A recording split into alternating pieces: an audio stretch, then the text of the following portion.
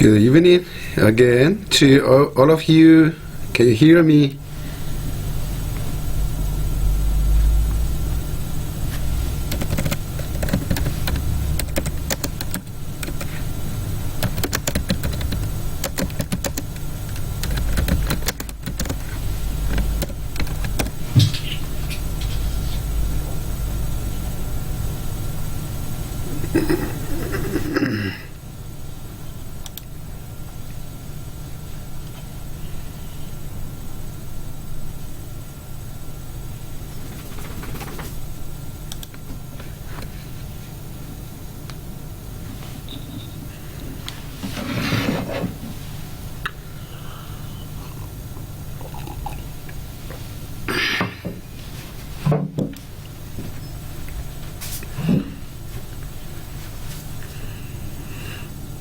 Okay, now we'd like to move to the topic of BRI.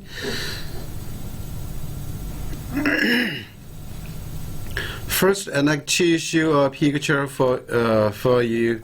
This picture also just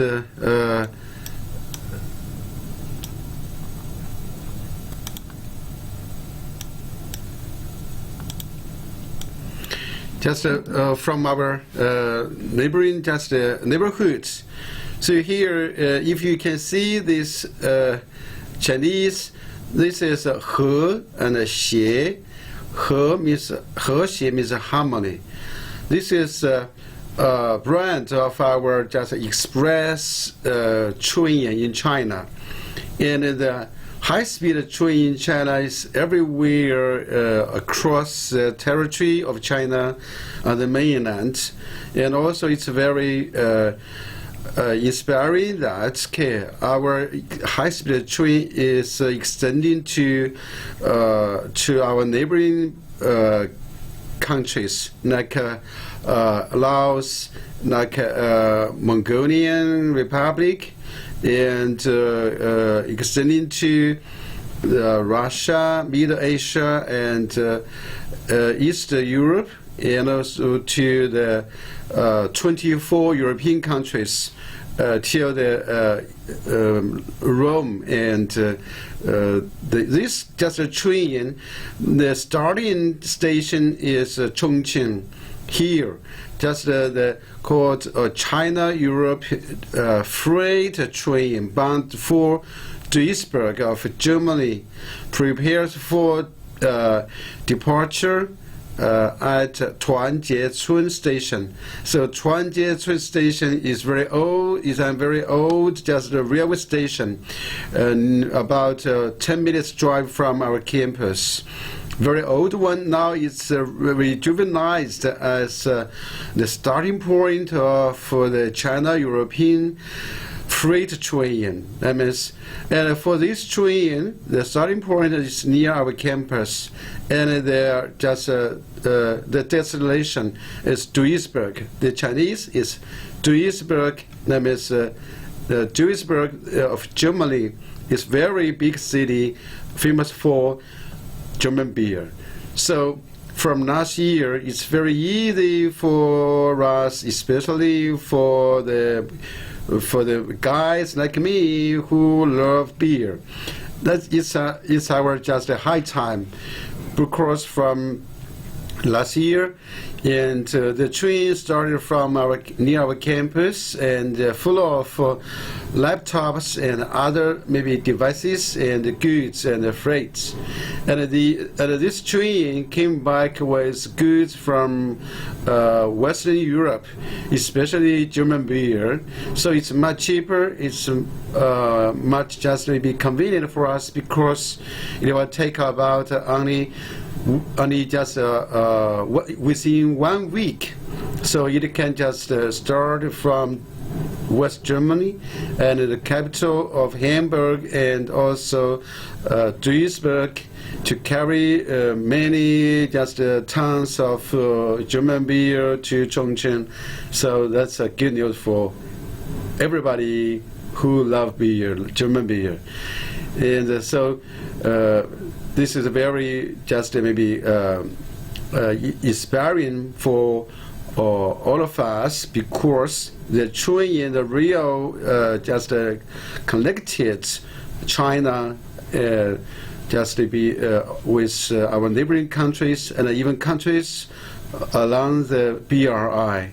So especially the year before the last, visited Laos, and we were very excited about the maybe the news that maybe about 2 years later, and they will start the train between China and Laos, and so it really just happened this year.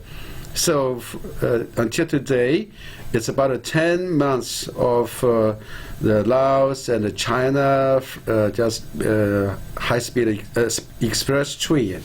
So that's a good news. That so hope in the near future, more of us, more of you can just travel to Chongqing by just express train, and that's a very, very convenient and a very, very just cheap and a very just maybe safe, and so most of Chinese people these days are preferring just traveling by just high-speed train, not the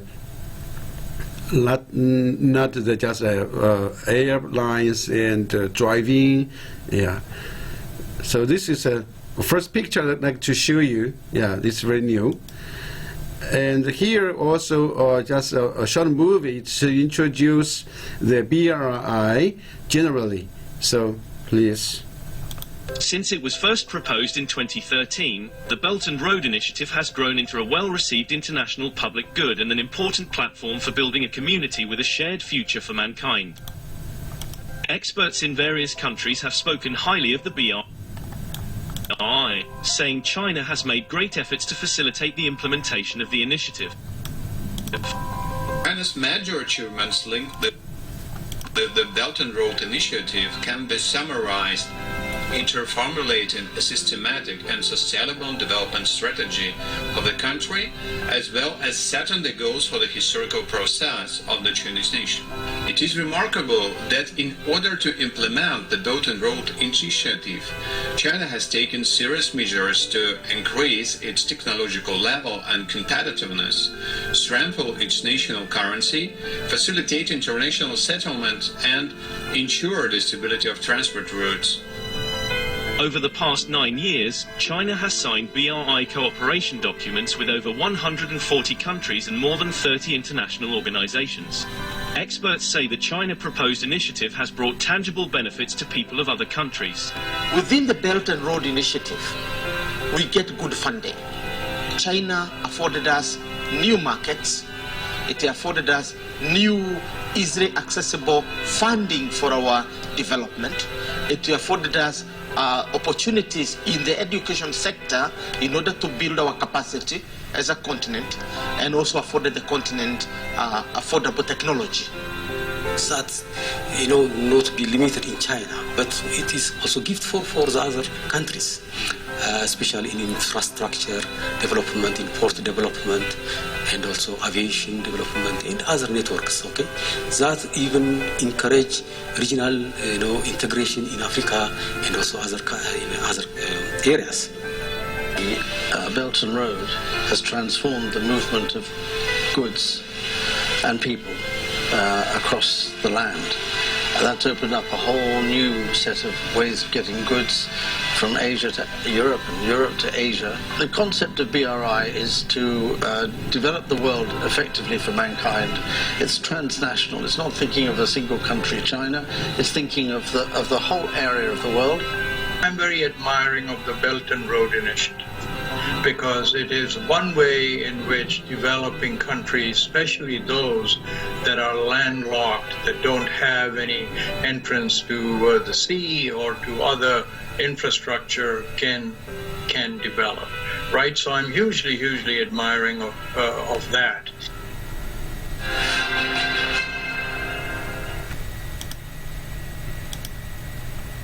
Since it was first proposed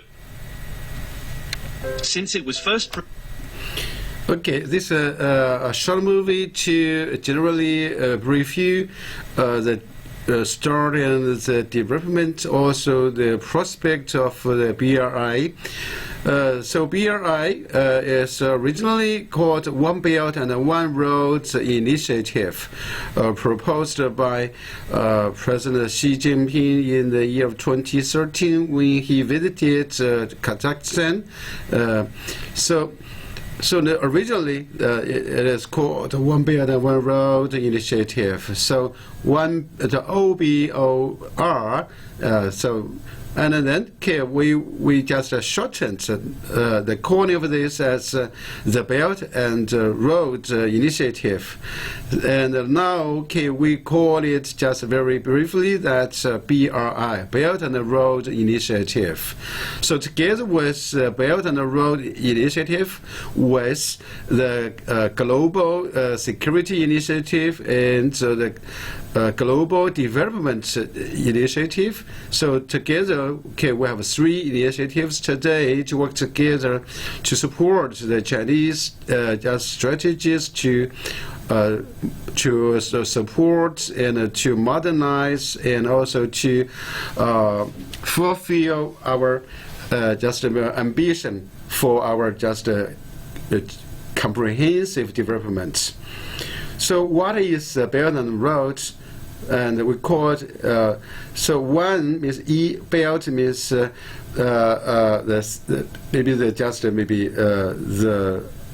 ocean, and the maritime just maybe walkway, and the road is from the historical symbol, the Silk Road, and this started from 2,000 years ago from the dynasty of Qing. Yeah, so many years ago we have been doing trade through this route.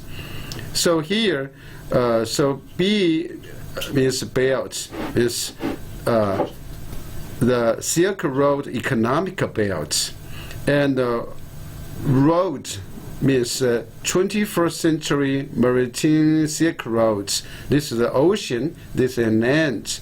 So totally we call it the Belt and the Road Initiative, and we shorten it as BRI. So that's a definition to this. And the basic information for the Belt and Road BRI. So BRI first, we'd like to observe that the belt, and we call it just the Silk Road belt, economic belt. So we have 3 directions for the belt. For example, this is from China, and from China to Central Asia to Russia to Europe, and the other way is from China to Southeast Asia, to South Asia, and to the West Asia. And from the west, so the first direction is to the west, and the second direction is to the south, and the third direction is to the north. So north, from the north to South China Sea and to the South Pacific and to the South Pacific Ocean. So on the land we have 3 directions. We call it the belt, the 3 directions of the belt. And the route, we have 2 main directions. The first one is from the southeast China, that means from Fujian, from Quanzhou, Xiamen, and to the South Pacific, South China Sea.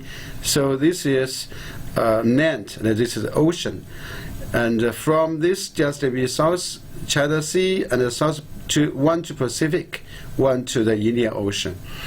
And the second road is from Guangzhou, including Chongqing, and to the Indian Ocean, to the south, to the Indian Ocean, to India, and to Mediterranean, and to Europe. So these are the 5 directions, 3 directions of belts and 2 directions for the roads. So totally we have 5 directions. So it's very clear, that in the starting point, starting city in China on the mainland, for the belts, one is from Fujian, means from Henan, Luoyang, and one from Xi'an, West China, and one from Quanzhou. So for the roads, for the ocean just directions, so one is from Guangzhou and one is from Quanzhou. So this is the routine and the direction of the BRI. So the essence of BRI, so we here introduce the original. So the one belt and the one road, this is original just the expression for this. So now it is BRI. It's not an entity and the mechanism. It is an economic cooperation concept, and it belongs to the multinational economic belts. So BRI is a development strategy and a framework that focuses on connectivity and cooperation among countries, primarily in Eurasia, which consists of 2 main components: the land-based Silk Road economic belts and the ocean-going maritime Silk Roads. So BRI aims at borrow the ancient symbol, that means Silk Road, and carry the banner of peaceful development, actively develop an economic partnership with countries along the Silk Road and the regions, to build a community of interest, faith community, and the community in responsibility of political mutual trust, economic integration, and culturally tolerance. So here, this just so as introduced, so the Chinese policy usually will start from the historical background. So the Silk Road is the land, just a trade roads, and also the belts is also we will have we're just ocean, just a trade away. For example, in the Ming Dynasty, we have a very famous just a monk, that's Zheng He, and Zheng He led the fleet, the largest fleet at the time, to visit Indian Ocean and North Africa and East Africa 6 times. So the 6 times of voyage, 6 voyages led by Zheng He to south across the ocean, all the way to the Indian Ocean and the Mediterranean Sea and the Red Sea, and so that's one of the remarkable just maybe voyages in the Chinese history. So we borrowed the land and the ocean trade-away in the history of China, together with our just partners in Asia, Eurasia, and also in Middle East till the north and central of part of African continent. Here, I'd like to show you that according to BRI, and we were just mostly focused on the infrastructure. As a short movie in the clip introduced in the BRI, the most important part for BRI initiative is to connect different parts along the way. So totally we have 63 member countries, and we'd like to build the infrastructure to physically connect all the countries along the belt and the roads. So from this just a picture, you can see the networks of infrastructure in plan for the BRI initiative. Of course, according to our discussion and our just maybe improvement of our facility, of the infrastructure, we have many other 4 fields of the main just business of BRI. So the BRI have the spirit of we talk and we build and also we share.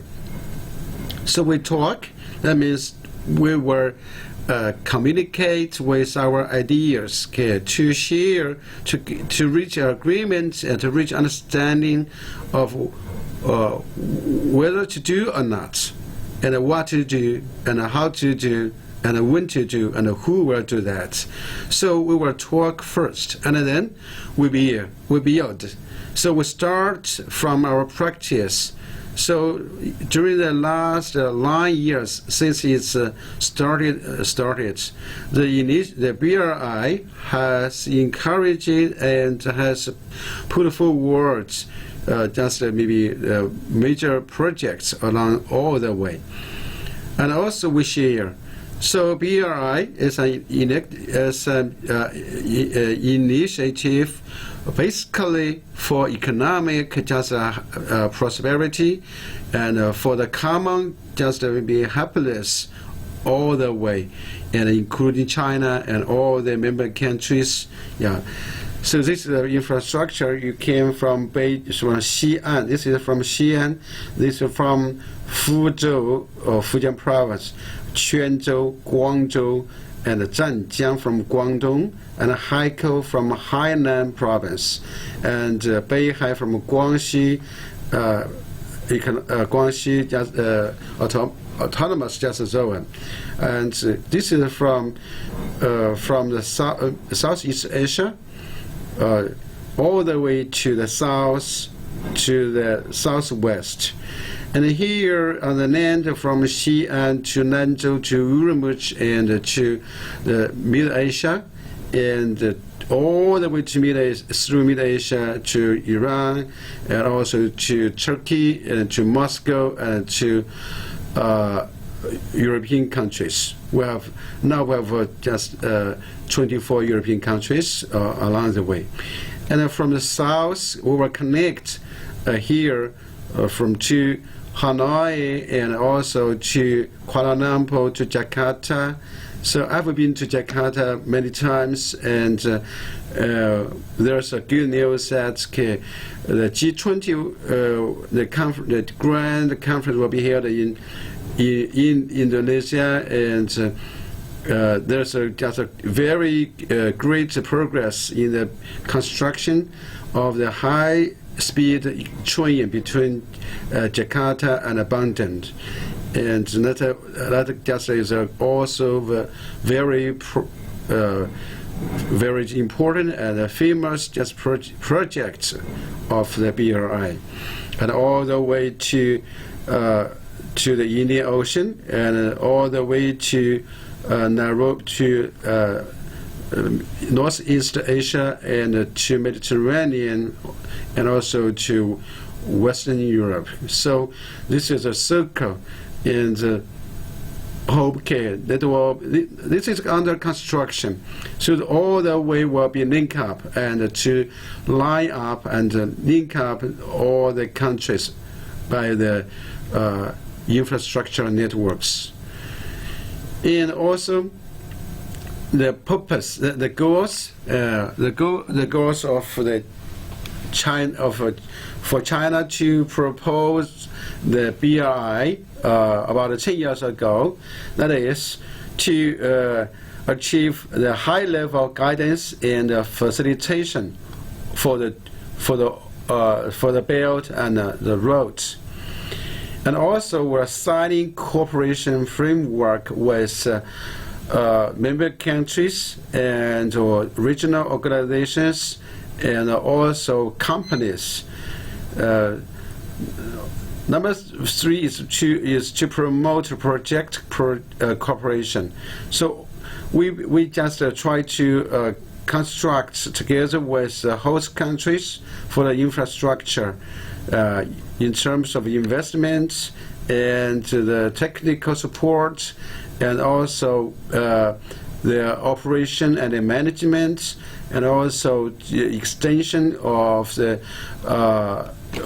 maybe the transportation, and also to improve the policies and the measures. That means in our business, and we will try to we'll try to just make a balance and to achieve common understanding, common sense, and mutual understanding, mutual benefits. So the policies and measures for for specific countries, they are different. So we would like to communicate to boost the role of cooperation platforms. And there are many platforms.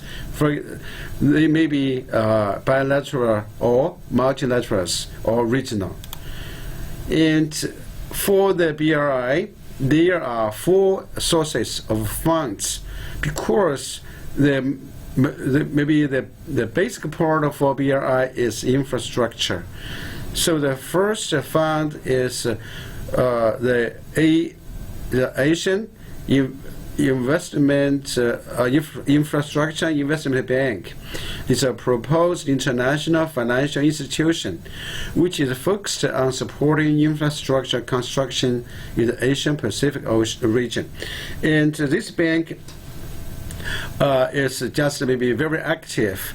And according to our latest statistics, and most of our Asian partners have just maybe have been doing business with C.I.A, and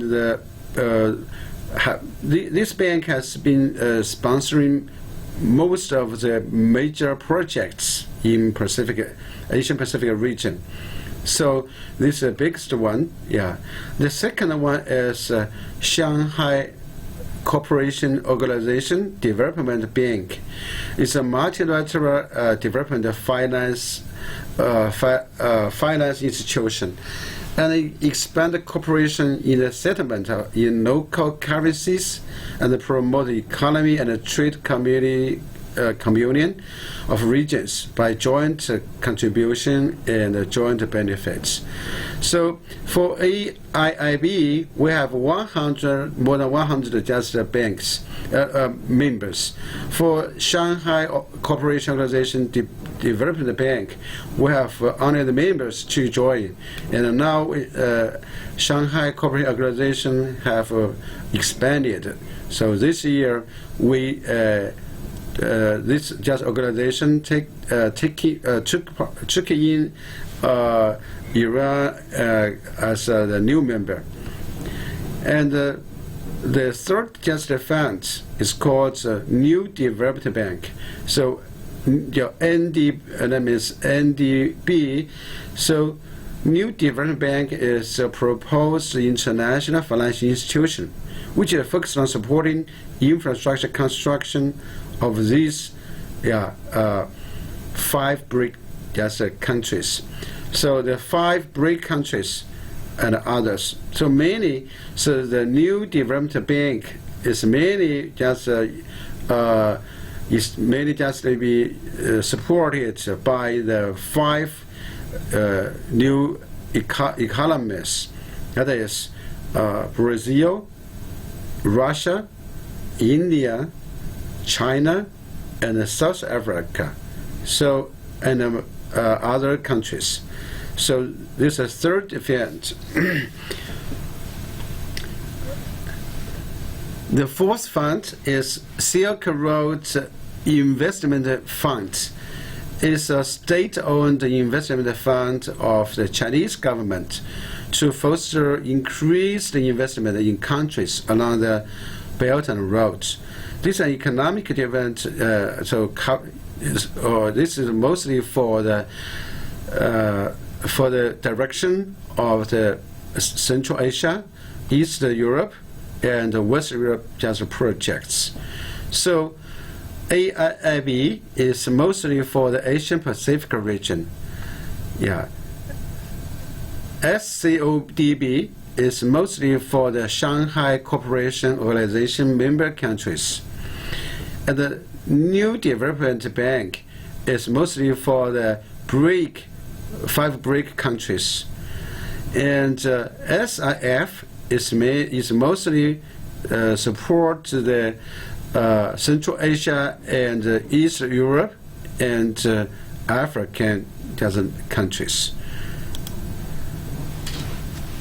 From the very beginning, China has proposed the BRI initiative, just started from the 5 visions. So the 5 visions to achieve 5 just understandings. So the top one is policy coordination. So this is important guarantee. For example, in Chongqing, many universities in Chongqing here is offering languages of Laos, Vietnamese, Thai, and Cambodian, and Serbian. So now we are offering languages in the past were regarded as a minority language. In China, in Chinese education system, especially in the higher education, in the past we call majority foreign language, and there are 5 languages spoken by the 5 UN Security Council permanent members.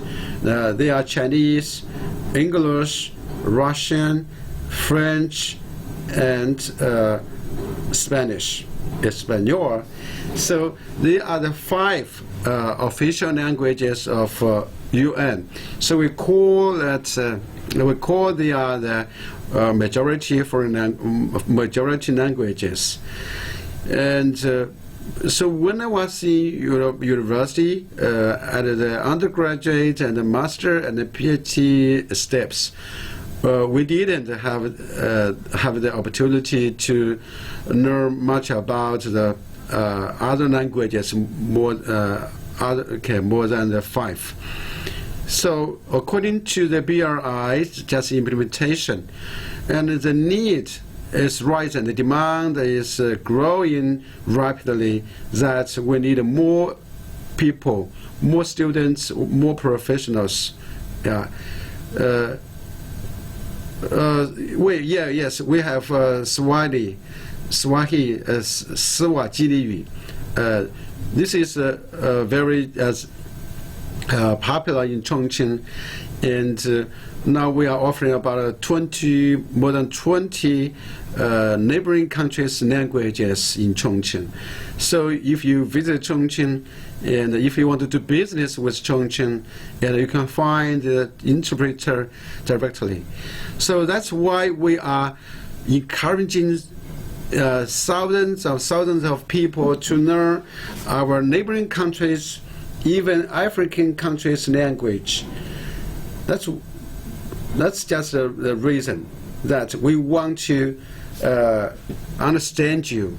I want to connect and communicate with you in your native language, and that will maybe possibly avoid the misunderstanding and maybe mistakes in our decision making. So the most important top concern for our BRI is that we need to understand the policy of different countries. For example, in Chongqing, here we have a university. It's a law university near us, near our campus. Have ASEAN, the Asian Southeast Asian countries law. So the 10 countries law will be our target to understand. So we'll go to understand the laws and to train our companies and the professionals and their businessmen to understand, to train them, to help them to follow the law along the BRI. So we have been doing many fundamental and basic and elementary work, language, historical study, and your social works, and business law, and many things about our partners. We'd like to learn more about you and to wipe out the misunderstanding and to guarantee the smooth communication and a fruitful business.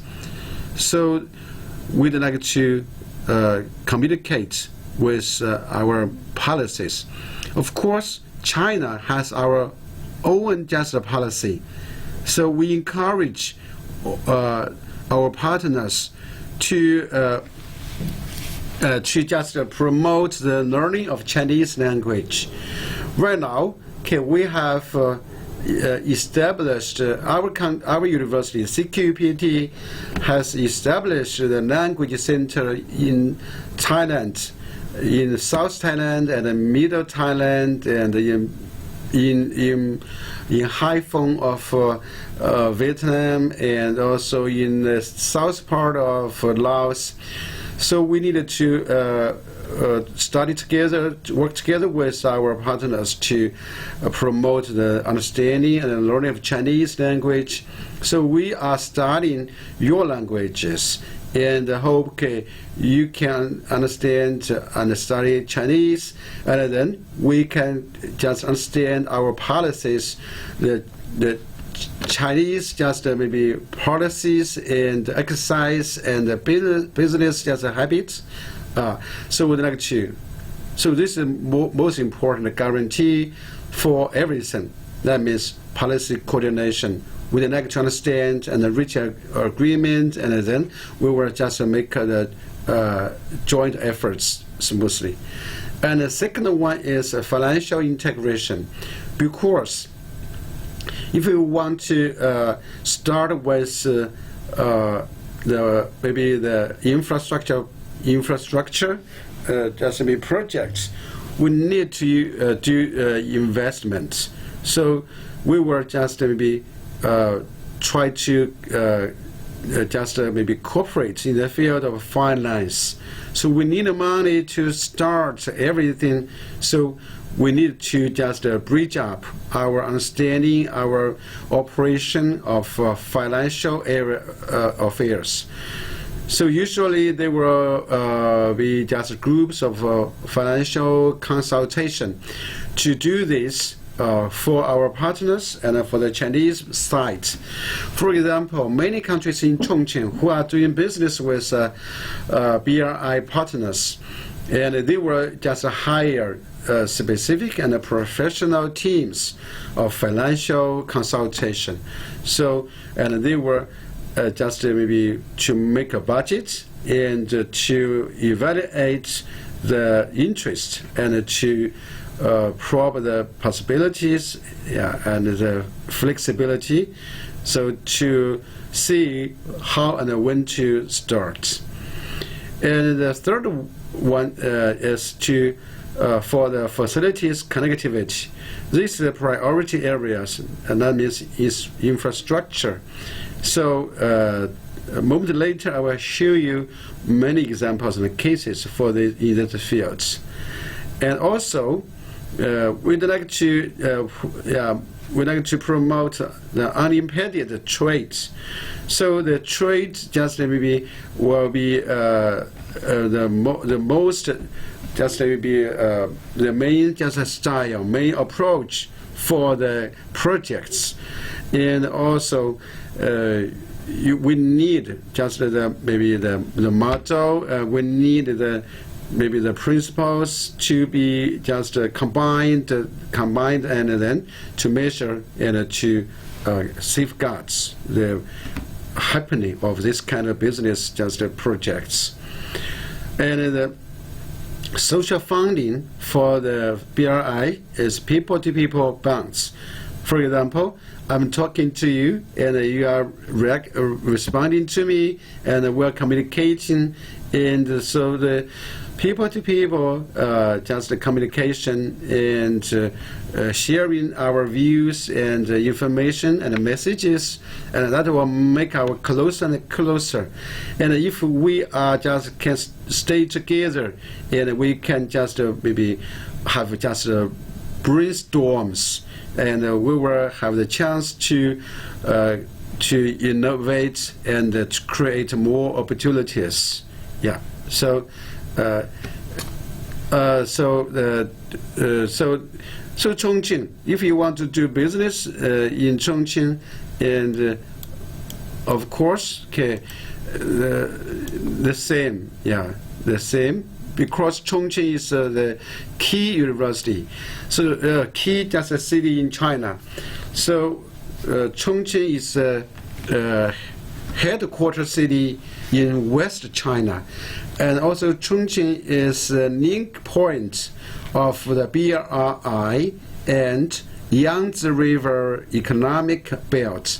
So this is very, very just maybe inspiring for the Chongqing people and the BRI partners.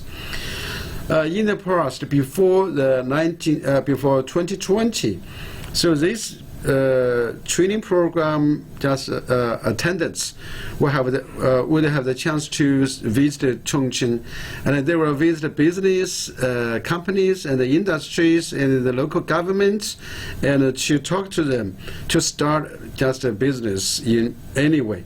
Some of them will just maybe purchase some just maybe goods and products to bring back for the maybe for consideration of further cooperation. So there are the 5 just major fields of BRI. Yeah. We China proposed the BRI just maybe mainly from the 3 sections as a background. The first one, yeah, is a historical background, as I introduced.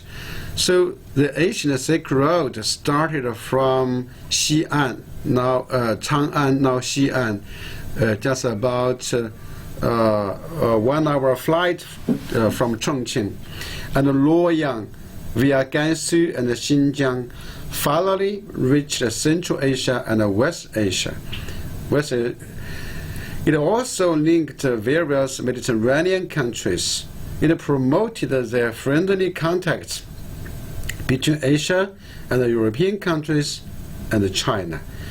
For example, the most famous just maybe story, and as world famous just tourist and geography from Italy, and Limato, and he visited Tang Dynasty, visited Chang'an, and stayed in Chang'an for many years. And they just introduced the China at that time to the Western world. And from his just a description that China was a paradise of the world. That's a paradise. So that's why the colonists were just we regard China as maybe the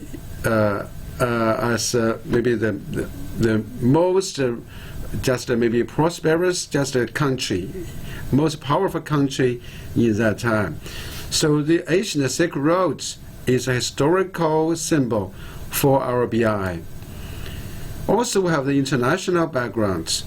So, in the year around 2010, as introduced that at that time, around the year of 2010, the American government, led by the President Obama, has just sensed that the rapid growth of China will not be accepted as a normal just phenomena. So they are trying to just contain the Chinese economy. Yeah. So we'd like to find just more markets and more just partners to share and to work together to build the new just maybe infrastructure and to develop economy together. So the underlying impact of the international financial crisis keeps emerging. So around just 2010, shortly after the 2008 financial crisis, all the people, every countries in the world suffered so severely from that financial crisis. So the Chinese government has been just assessing that if we do not open more markets, if we do not have more just business just maybe potentials, and we will suffer more just maybe more heavily in the possible coming financial crisis. So we'd like to find more partners. Number two, so the world economy is recovering slowly, and the global development is uneven. For example, the financial crisis in the year of 2008 destroyed economies all over the world, especially in Southeast Asian countries. And the recovery is uneven. So some countries have a better just maybe phenomena, and then others, most of the others, are not so good, were not so good at that time. So China will find more just places to make a balance, just maybe trade, just maybe framework. Number three, the international trade and investment landscape and the rules for multilateral trade and investment are undergoing major adjustments. That is, USA and the Japanese government are just planning the TPP, that means Trans-Pacific Partnership. That means they will just ban developing countries to join the club for the just maybe high quality development and the high level just business trade. So that's why China is also blocked by the TPP. So the TPP proposed by USA and Japan and other countries, including Australia and also Korea. So they want to just maybe block the Chinese just out-oriented just economic development, especially the overseas just trade.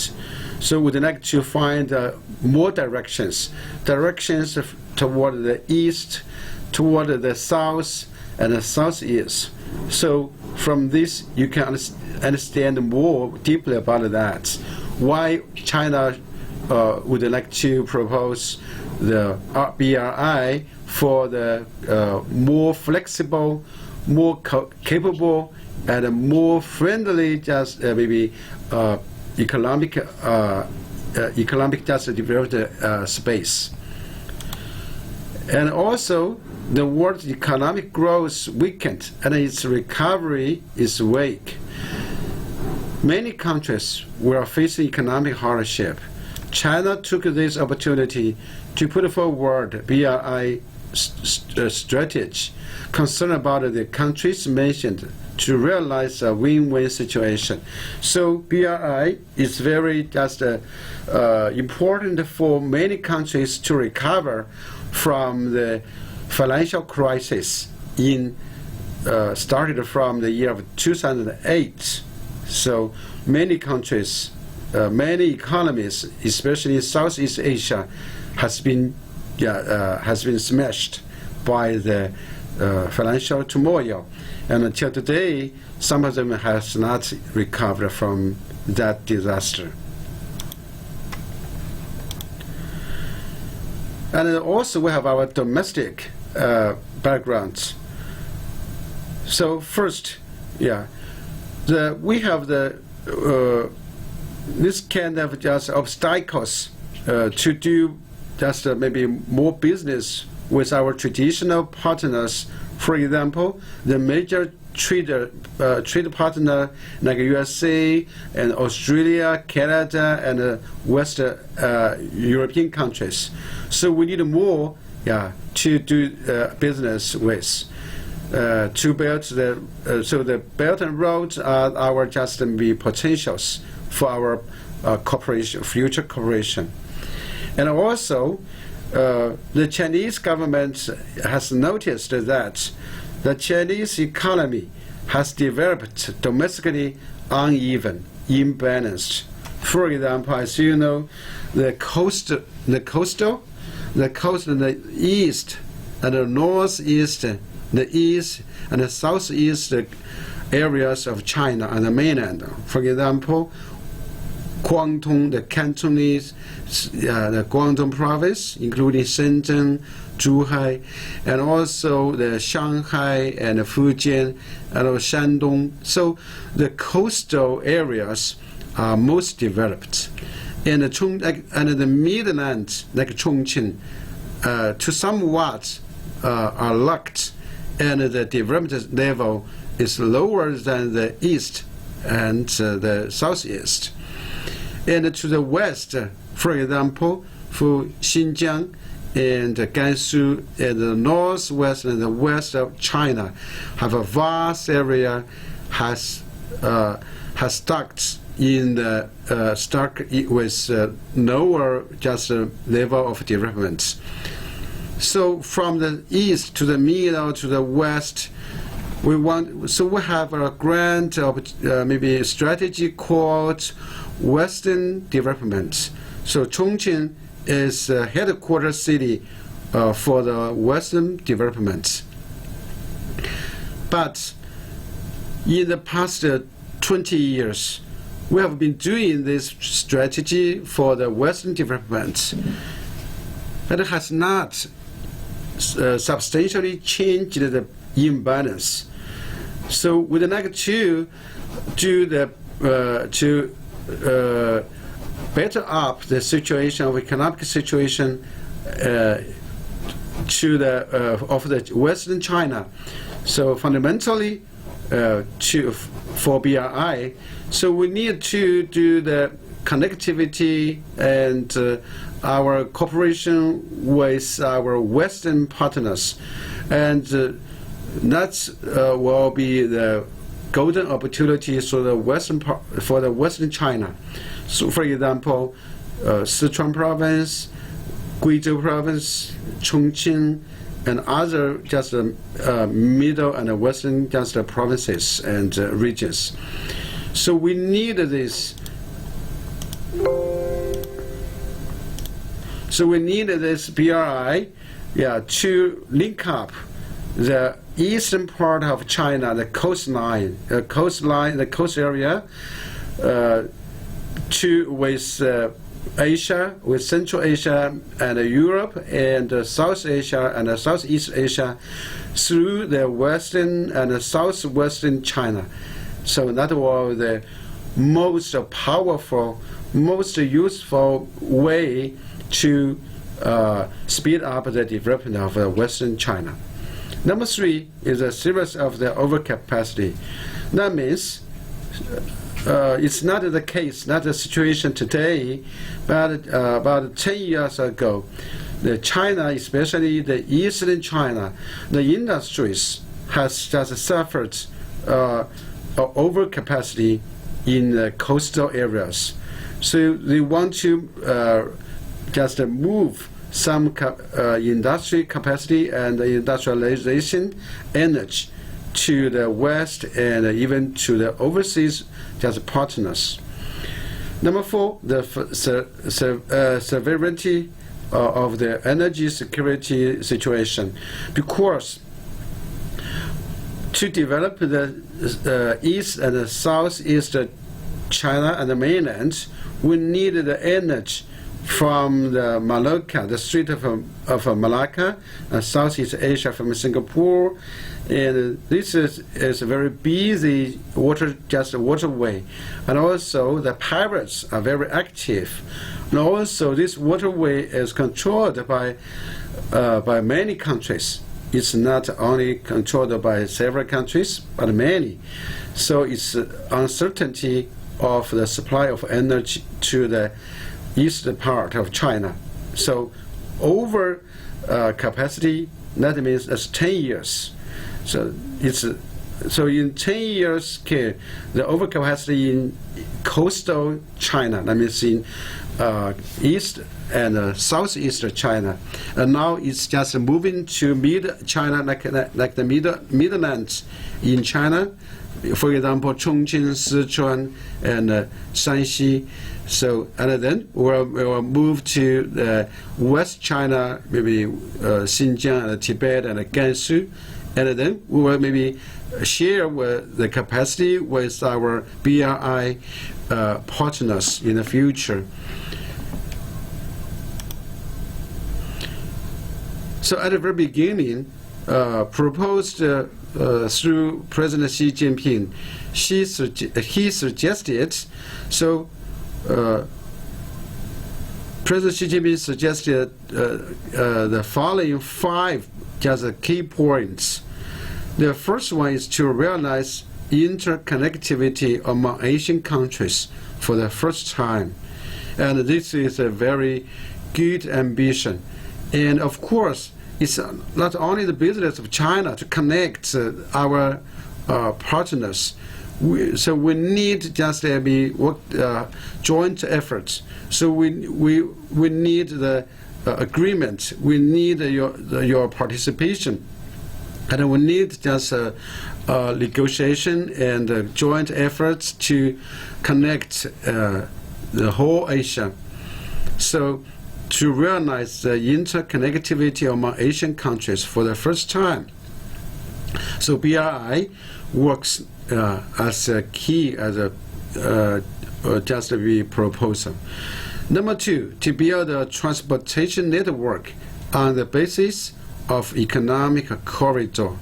Economic corridor, we have several economic corridors. For example, there is a corridor between China and Mongolia. We have corridors between China and Pakistan. We have corridors between China and India and Bangladesh.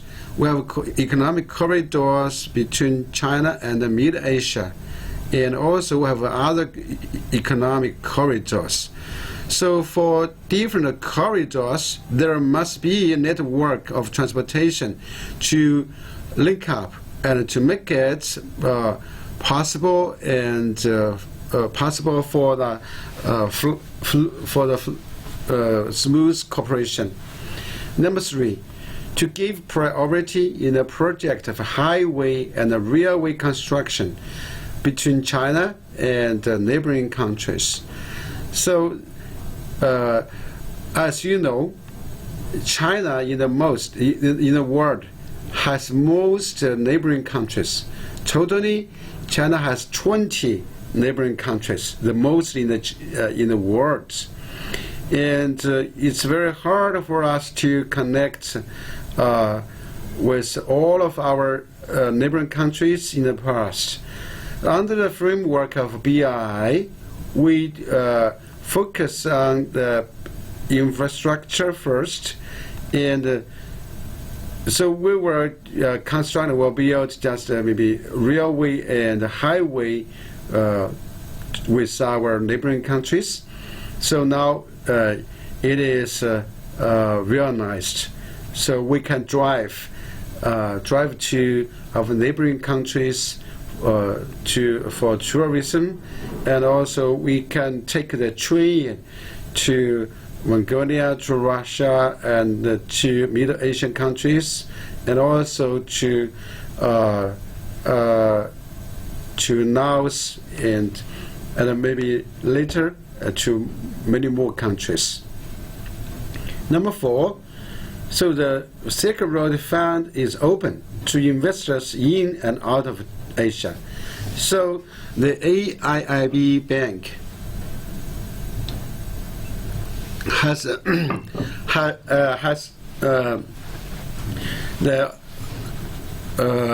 just initiative, just members, including Canada, the Great Britain, and many North America and Western Europe countries, not only Asian and African countries.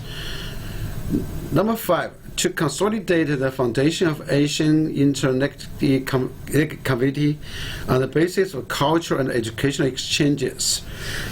Of course, yeah, we will just try to share our convenience of the infrastructure construction, and along with the people exchange, and will of course inevitably there will be the exchange of culture and education and a business.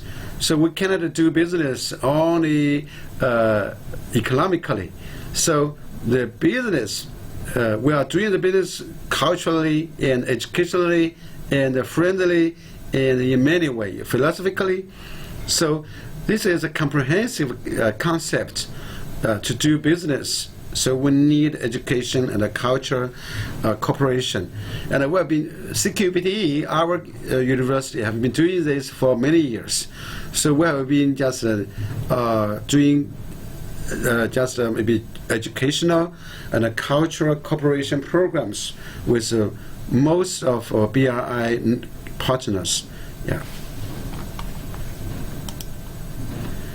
Okay, I'd like to share with you about the timeline of the BRI. So the year of putting forward the idea is 2013 on 7th of September. President Xi Jinping raised the initiative of jointly building the Silk Road economic belt for the first time when he delivered his speech in Kazakhstan.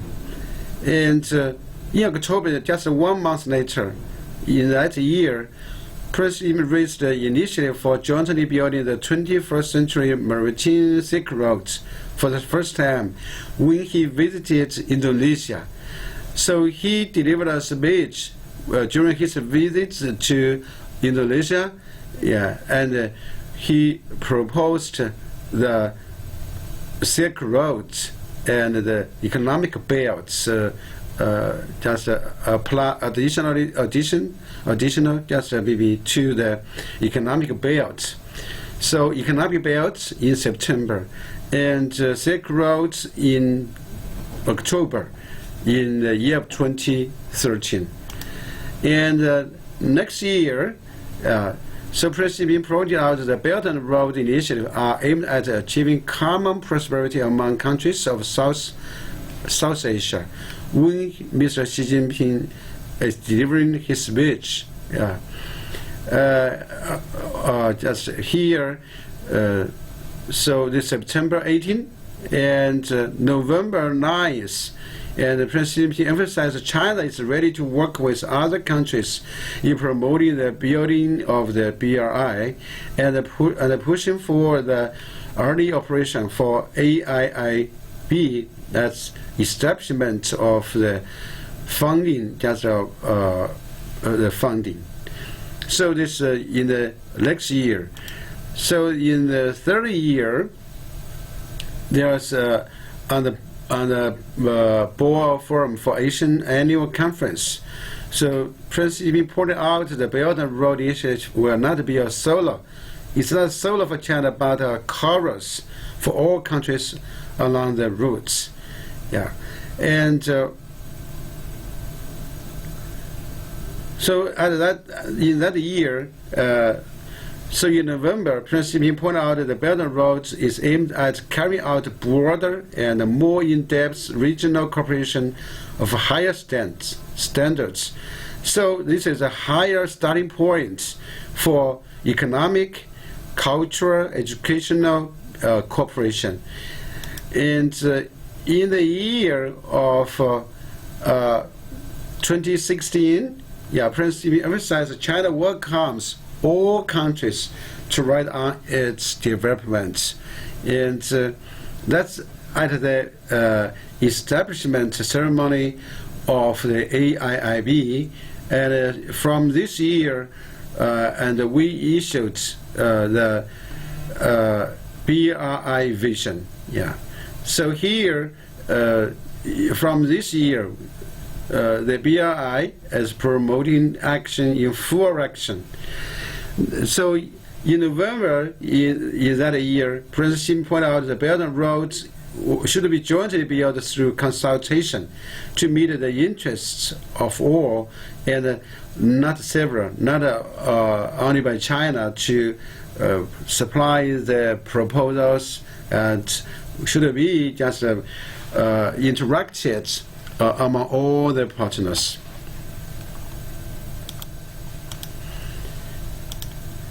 So in the year of 2017, and this is the year of building consensus and deepening the implementation.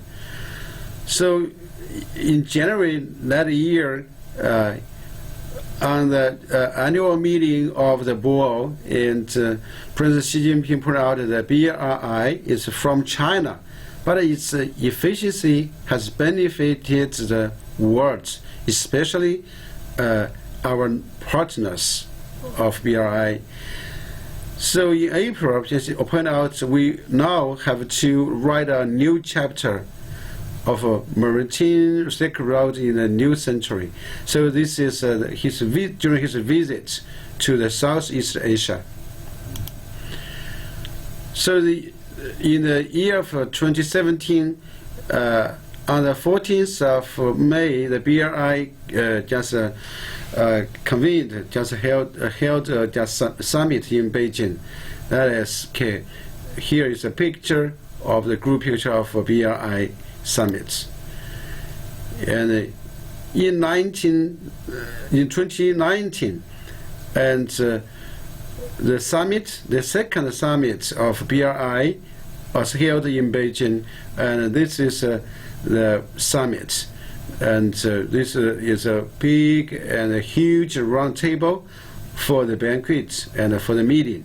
So in the year just shortly before the pandemic, BRI has just attracting more and more attention, and has been achieving more and more just good results all the way.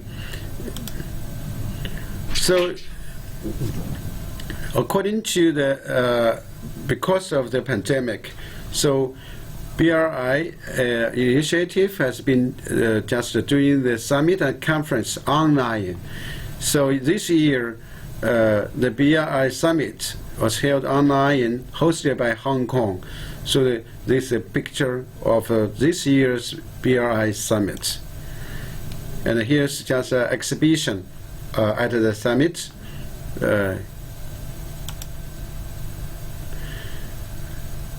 Okay, so we need a 10 minutes break. So I can answer your question during this break. Okay, please.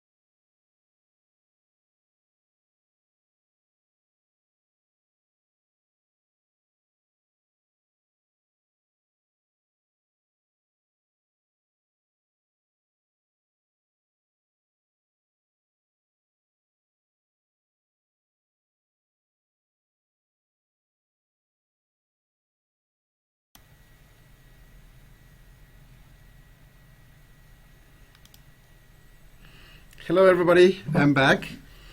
Can you hear me?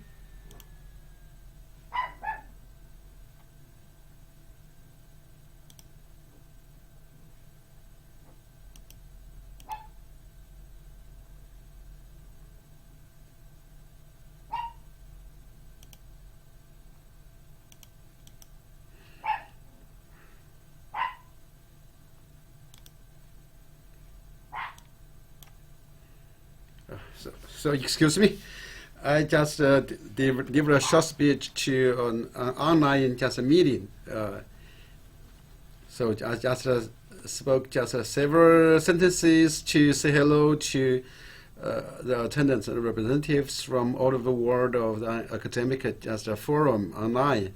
So in China, it's very just usual these days in these years during the pandemic that we will do everything online, and sometimes we will prefer some communication just China through the internet.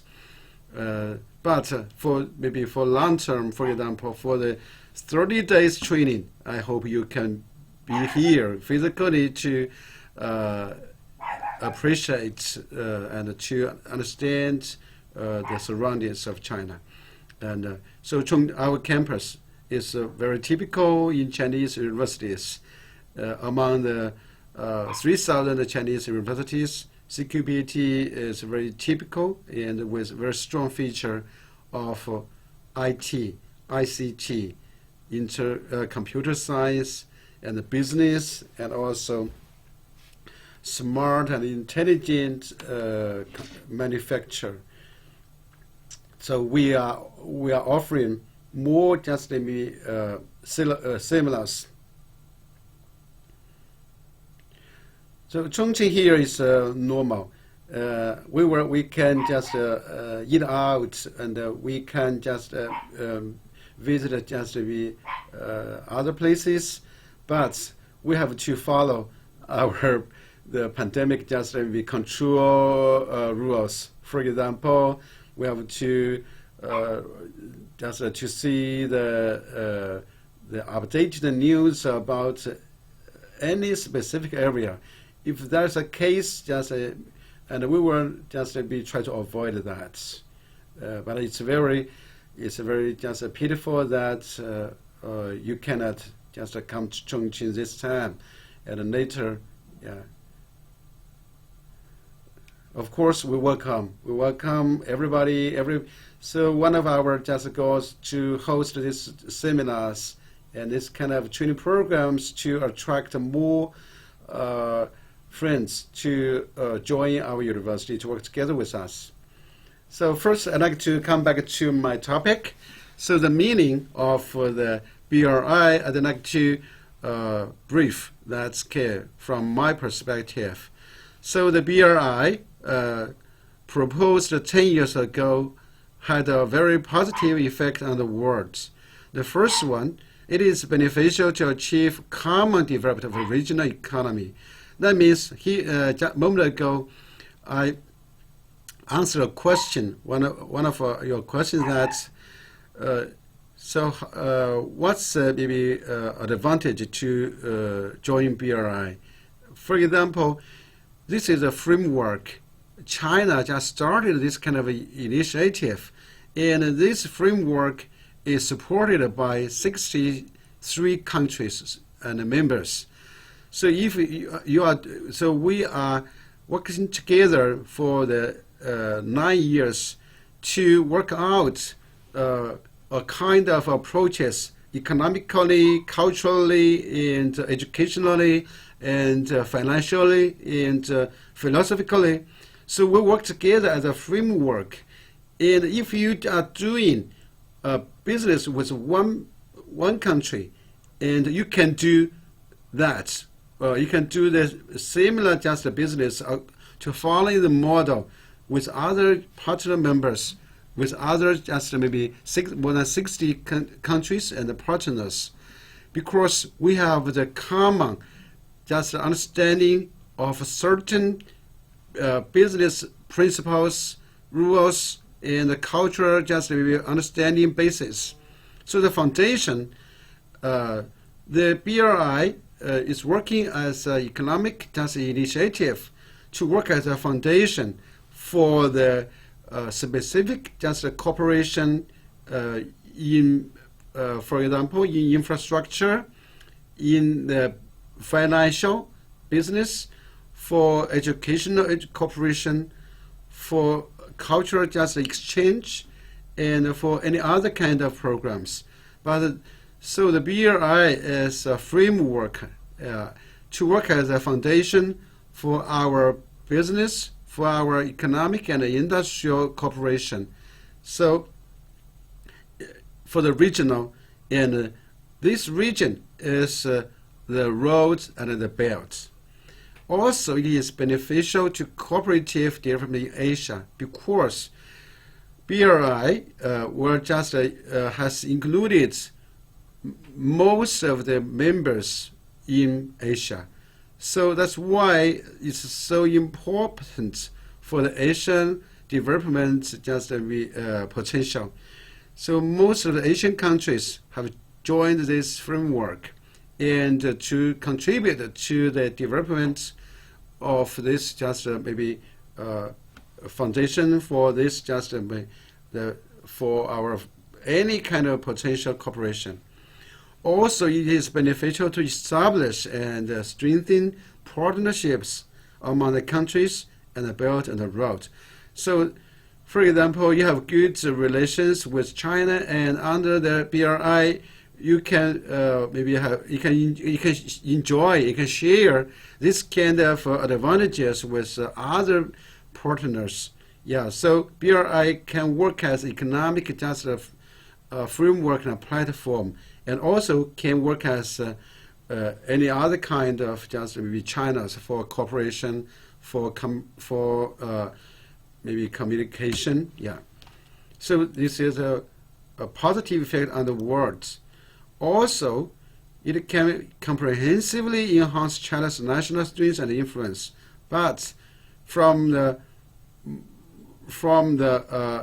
10 years ago, so first, this is a new pattern for opening up to the world outside. Also, for a more balanced economic development, will be also get an initiative of foreign economic strategy because China will keep opening up to the outside world. We have reiterated again and again and again. Every year we will just tell the whole world China will open up, will just follow the principles of globalization, and but we need a platform to support to demonstrate. So this is BRI is a platform to demonstrate Chinese economic opening up. Number 4 is ensure the safety of the national economy, because if our just maybe economic just cooperation is only for one side, with for example with North America, with Western Europe, and that will be not so safe, not secure, not in the future, especially in the financial turmoils, in the economic crisis, in the regional clashes. So we need just a very comprehensive just a network of our cooperation to safeguard the security of our economy. So this is our just an illustration of this. First, the BRI is expected to play an even greater role in boosting infrastructure projects and speeding up development in many countries, thanks to China's high-quality opening up and international collaboration. So, at this stage, China is entering a step. So, in the past, we called we open up, and from now, we will just exercise a policy that's high-quality opening up. high quality mostly about the green development and more modernized and more informationized. So this is a high quality opening up. For example, in the past, we have overcapacity for heavy industry, but it's not so modernized, not so digitalized. So we will not just maybe transfer that to other areas. And for this opening up, we will just start from a higher point for high quality. So the BRI proposed 9 years ago has become the biggest and widest ranging platform for international cooperation in building a shared community for mankind. The countries and regions involved in the BRI, especially the Asian countries, have enjoyed a modest rebound in infrastructure construction this year thanks to economic recovery and the waning impact of the pandemic. In the Belt and Road Infrastructure Development Index reported 2022, co-published earlier by this association, that China Export and Credit Insurance Corporation, the overall score rose from 113 last year to 114 this year for many reasons, including the global economic recovery and the impact of the pandemic wearing off. Members of the Association of South Asia and ASEAN have recorded good momentum, the best among all 63 BRI countries in Asia, European, and Africa. So BRI, in the recovery of the countries, of the economies from the pandemic, is playing a very good, just maybe very positive and a supportive just a role in our recovery. And along with the pandemic wearing off, and the function will be more apparent, and that will bring about more just obvious, just maybe positive effects on our neighborhoods and our just maybe cooperation with among the partners. Some economic momentum and continued improvement of the political and the business made ASEAN countries take leads in the ranking. The Portugal, Brazil, Angola, and the 5 other Portuguese-speaking countries are included in the text.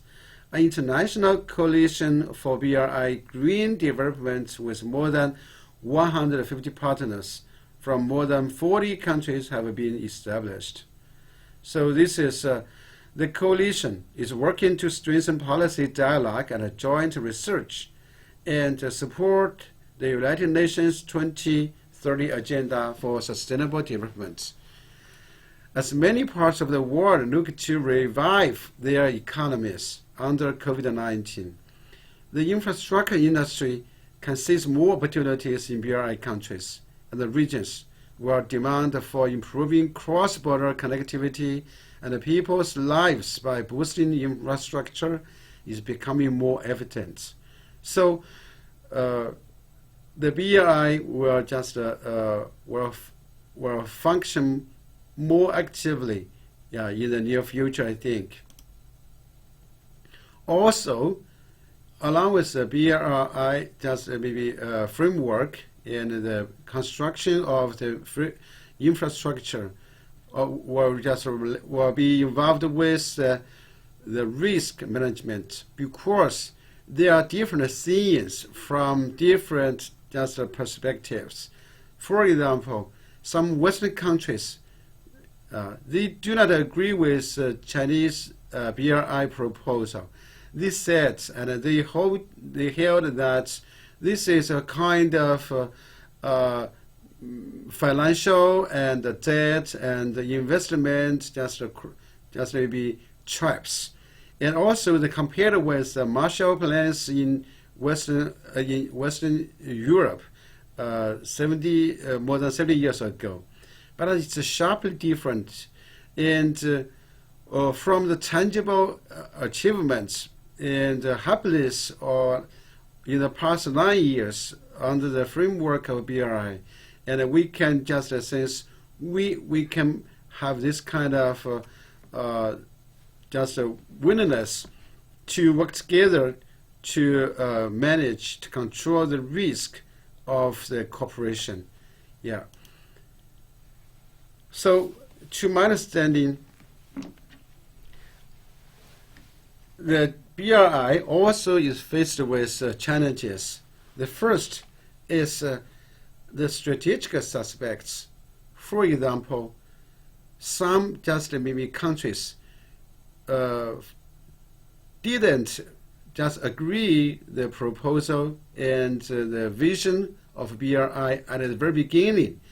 Also, they didn't want to. They were not willing to listen to this kind of a proposal from their own just standing points. They have their own just maybe plan, for example, to organize small clubs for rich club. So they were just maybe suspect. What's the origin? What's the ambition of China to propose BRI? And they were not listening to the good stories of, we are looking forward to potential cooperation in economic and especially in the infrastructure construction along the Belt and the Road. So they will have other stories. Also, some just maybe partners will have their own suspects.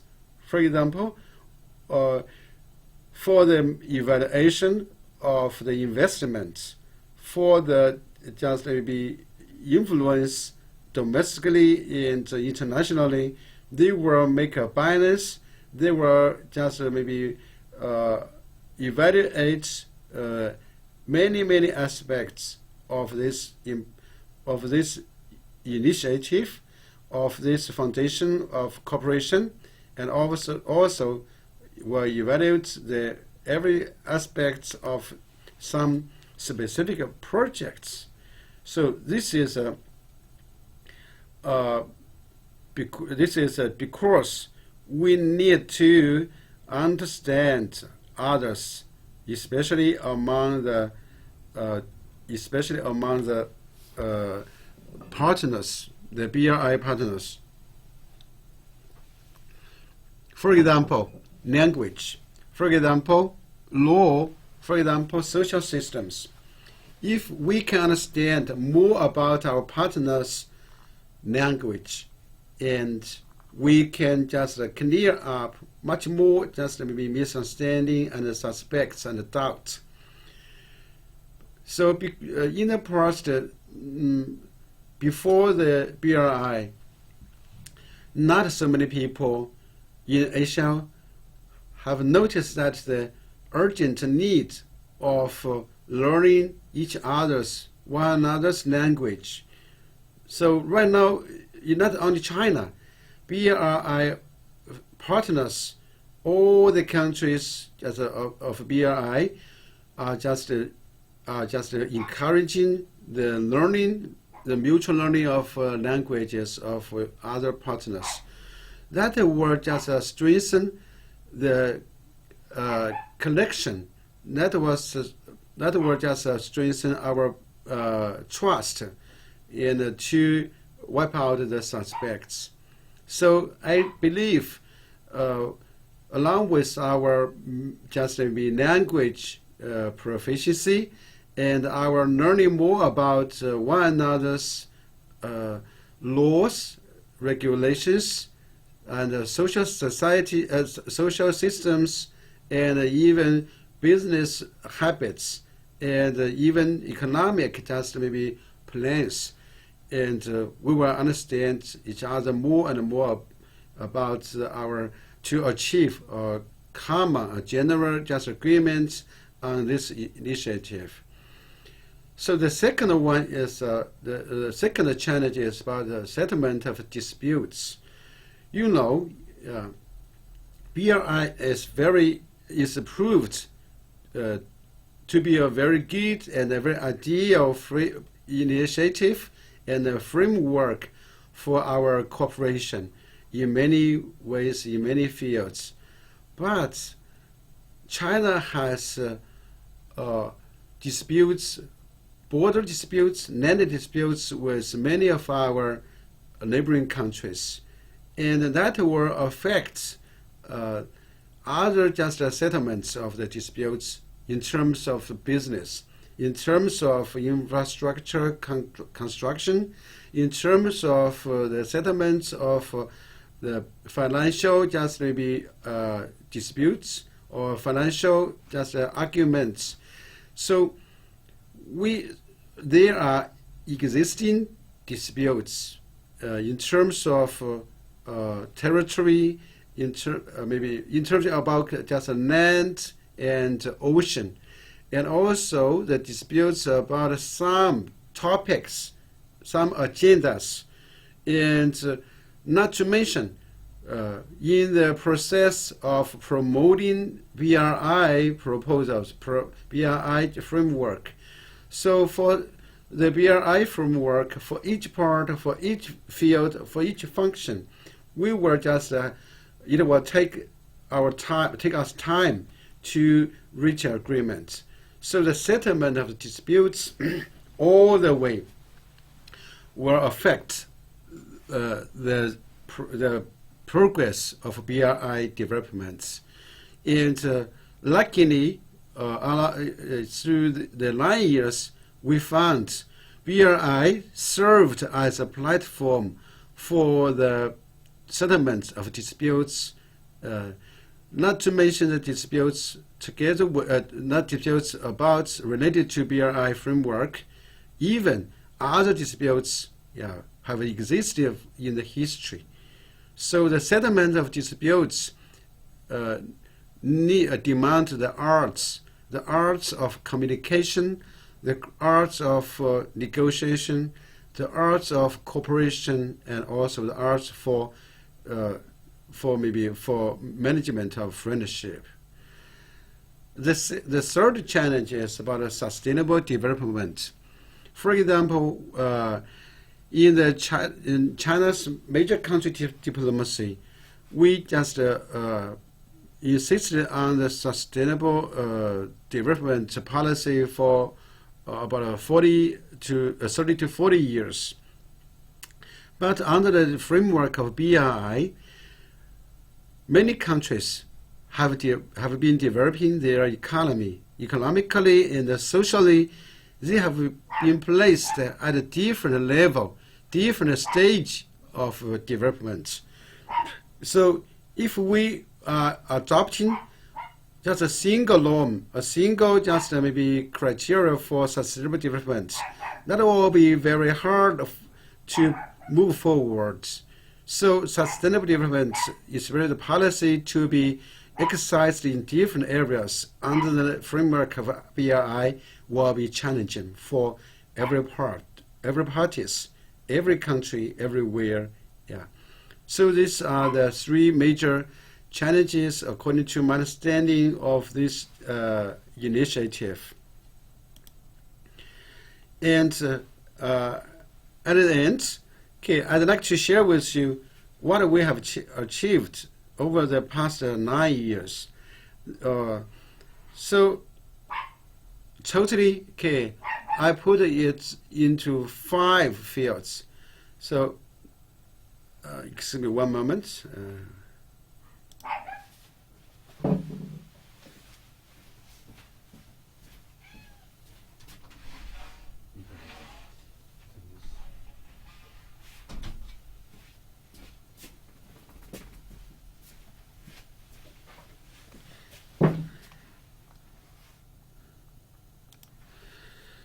Okay, till today, according to the press conference, until today we have under the BRI framework. So China has signed the BRI cooperation documents, about 230 documents, with 149 countries and 32 international organizations. So in this year, China has signed this BRI agreement with Argentina, Nicaragua, and Syria and Malawi. And so we have signed a memorandum of understanding and cooperation documents with Argentina, Nicaragua, Syria, and Malawi to jointly build the Belt and Road. So totally we have 149 countries and 32 international organizations. So this is the first just maybe field that we have greater consensus. That means the circle of friends is broadening and broadening. And number two, as we have a stronger connectivity. So connectivity of among the Chinese nations, among the Asian nations, is proposed by President Xi Jinping at the very beginning when he put forward this proposal. Yeah.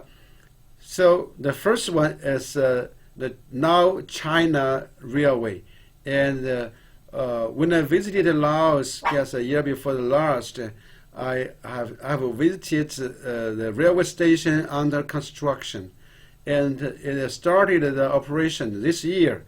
So in the past 9 just months since its operation, we have this train has just carried and transported 6.71 million travelers, and also just transported 7.17 million ton of freights, and amount to the value of 10 billion.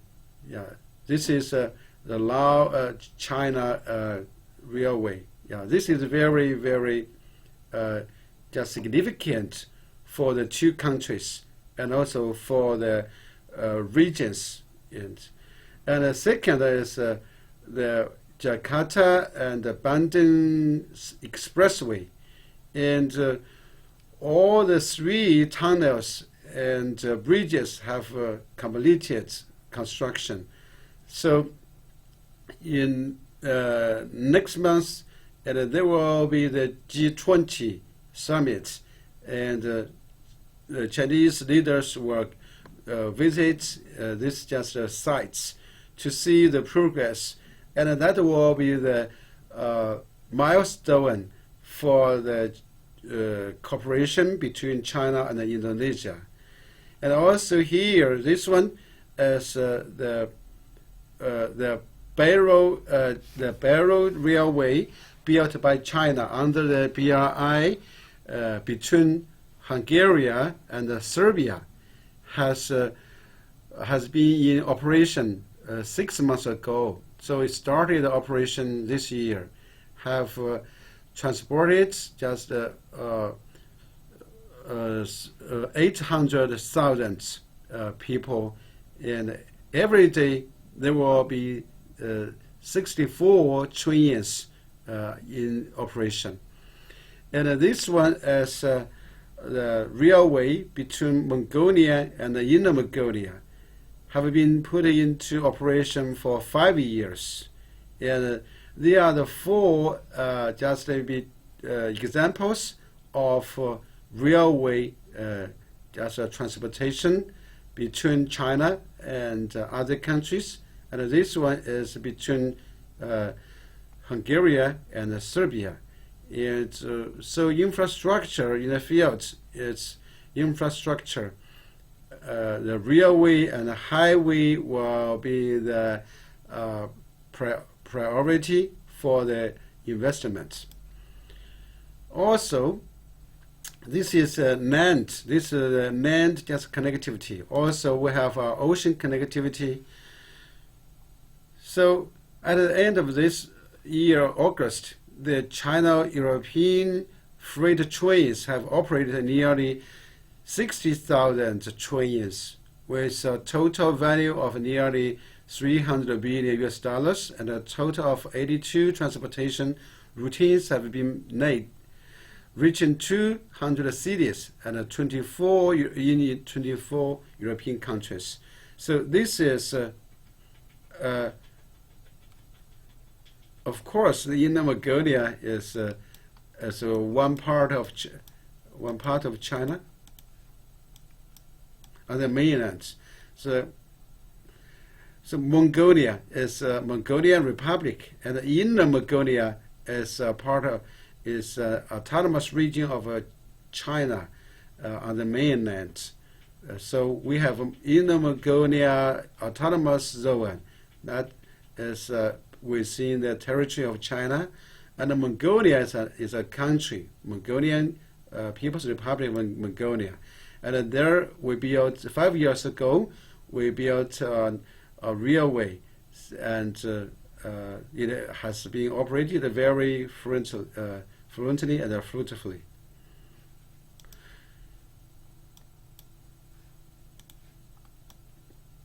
Okay, so for the 9 years, this I have shown you the first picture, the China-European freight trains, and that's very good for us, especially for me, who love German beer. And this is the marine, this ocean, just routines for transportation. So according to today, the Ocean Silk Roads has just 94 routes to reach 108 ports.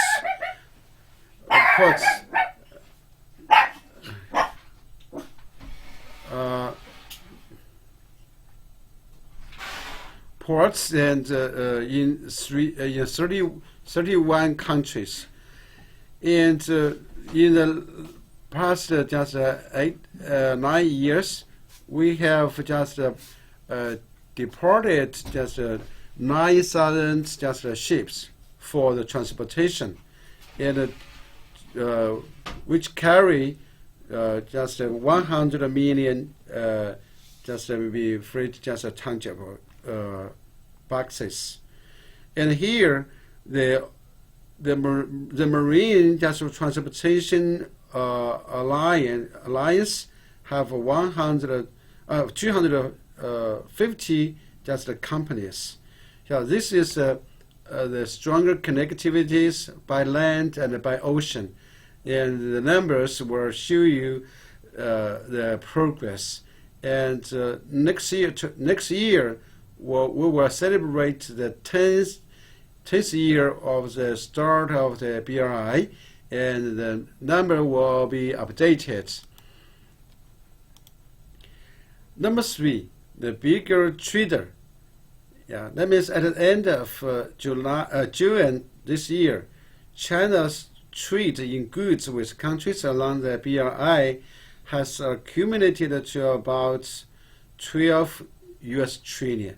And the non-financial direct investment in countries along the route has exceeded 140 US billions. So this is the two pictures have shown us about the trade amount and the trade, and also the non-financial direct investments. So in the year of 2013, that is the study year, and we have only just 1.40 billion, and right now, nearly just be half doubled.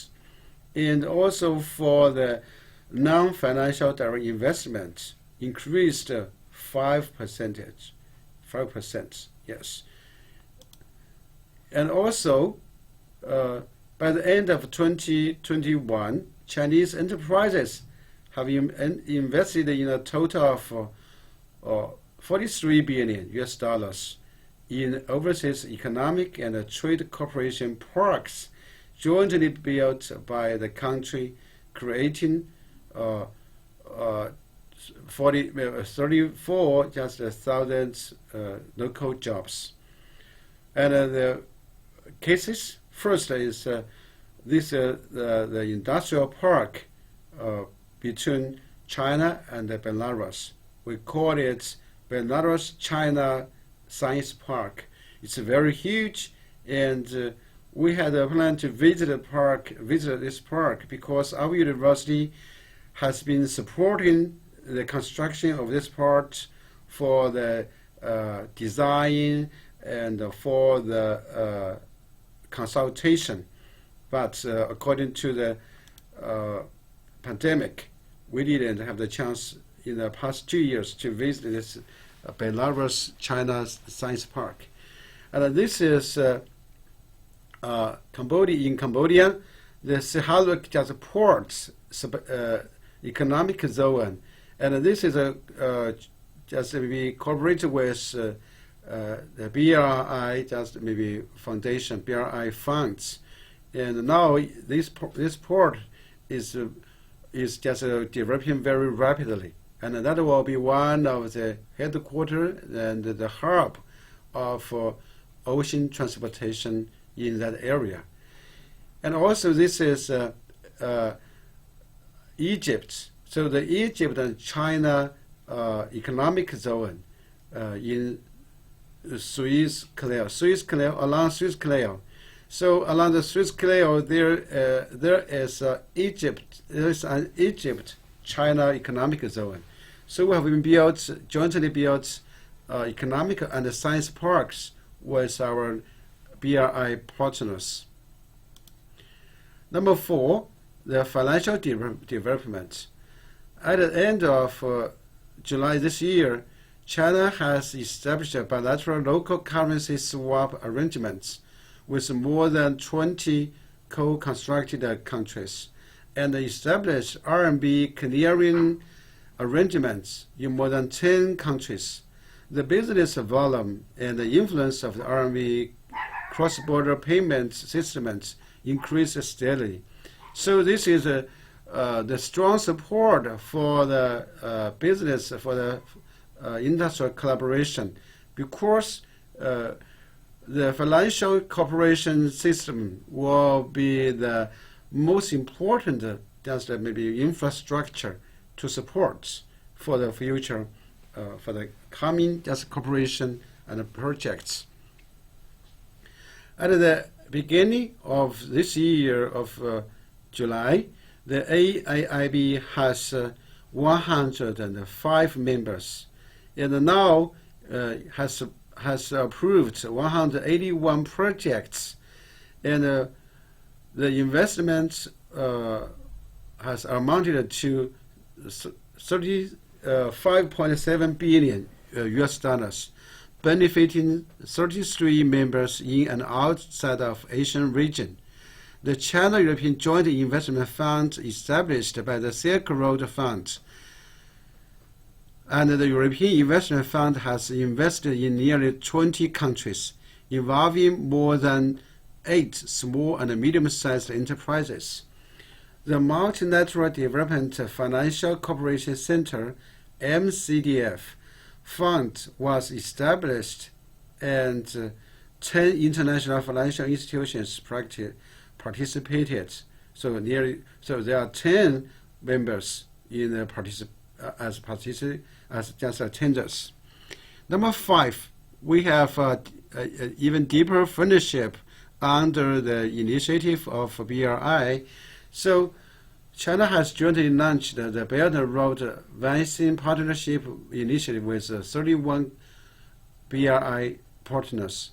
So far, it has provided hundreds of billions of anti-epidemic materials to 153 countries and 15 international organizations, and more than 160 countries and international organizations. We donated 2.2 billion doses of vaccine, especially to developing countries along the BRI.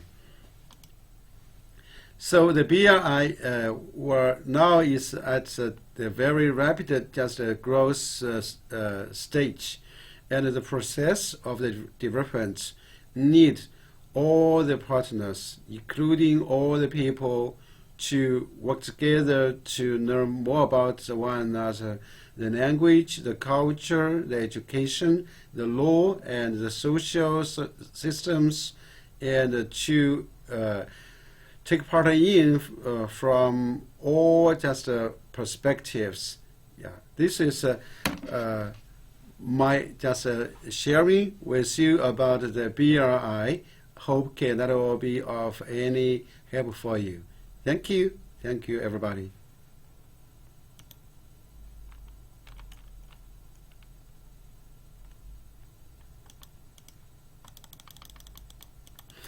Here are some materials about the BRI, some critics and some comments from different sources. Some are just positive, some are negative. So I'd like to just share with you about my PPT with you and for your consideration. And of course, some ideas and proposals and understanding is my own, and that will not exactly and necessarily represent the official ones. So thank you for your understanding, and thank you for listening.